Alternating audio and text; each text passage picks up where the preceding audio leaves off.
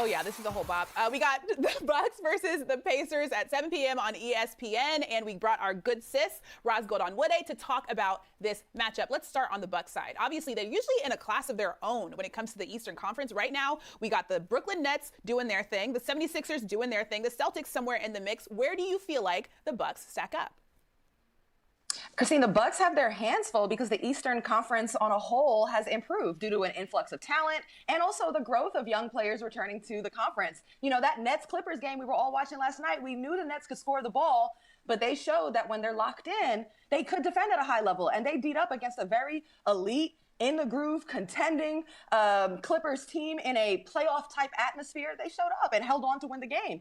76ers got an MVP candidate in Joel Embiid, but I'm mostly impressed with that, but I'm also further impressed with Tobias Harris's improvement and comfort. Ben Simmons looking comfortable in his own skin, regardless of what others say he has to do. And then you have one of the most young and dynamic duos in the league, and Jaylen Brown and Jason Tatum glowing up before our eyes. I think it's going to be a dogfight coming out of the East, and I'm here for it. In order for Milwaukee to come out of the East, a lot of that burden rests on the god-like shoulders of Giannis Antetokounmpo. Now, those shoulders haven't been working too well at the free throw line, unfortunately, shooting a current career worst 59%. How does that end up affecting Milwaukee down the stretch?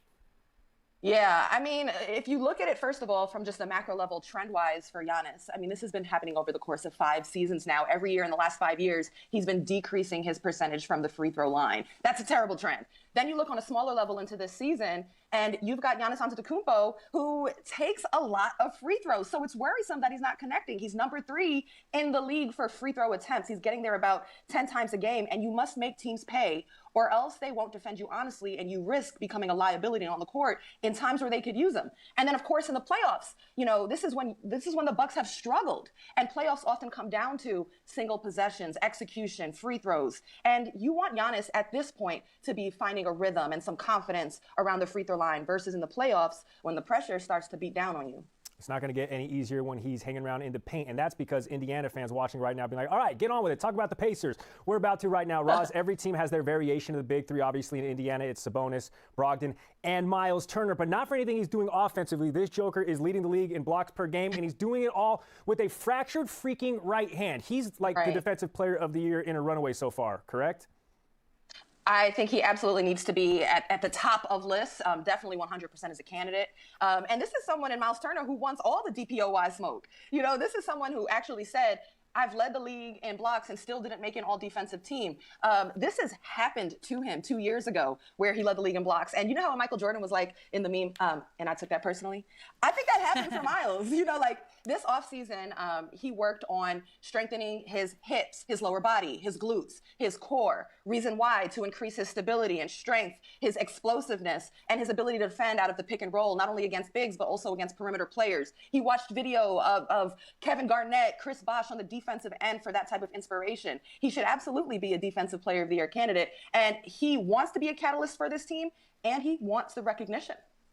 So G-Money mentioned it. There's a makings of a big three in Indiana with the Pacers. But, I mean, they're still in a very competitive East now. How far do you think they can go? I think this Pacers team, we're going to know a lot more about them in the second half of the season. Christine, don't forget that this is a team with a new head coach, Nate Bjorkgren. That comes with learning a new system, a new language, kind of gelling and meshing. They lost T.J. Warren to injury. This is someone who was breaking out in the bubble. You traded Victor Oladipo. You were hoping to get Karis LeVert back, but obviously, you know, he's out indefinitely, still recovering from the kidney surgery. So that's a lot. That's valid. But in the midst of that, though, you know, Malcolm Brogdon has increased his scoring without decreasing his assist making. So that's key. He's creating for himself and others. Sabonis, that's part of that big three, having another all-star caliber season. Myles Turner, I mentioned his defense, but he also looks more comfortable on offense. And I'll give you an X factor. I think with the kind of gap on the perimeter from scoring that we mentioned earlier, I think this is a chance maybe for Jeremy Lamb coming off of that knee, perhaps to be an X factor here. But we'll know a lot more about the Pacers in the second half of the season. They have a lot of potential. So that's an X factor in the season. What's the X factor tonight? Who do you have, Bucks or Pacers? Well, I got the Bucks, but I do think my eyes are going to be inside. First of all the talk about Myles Turner, can he be a defensive player of the year? And he said, I want that award. Well, you're going up against the reigning defensive player of the year in Giannis. Not to mention Sabonis is doing work inside as well. I'll be looking in the paint this game to see what's happening. Oh, we'll see what happens, and we will see you next time on Hoop Strings. Thanks for joining us, Roz. All right. Thanks, guys, for having me.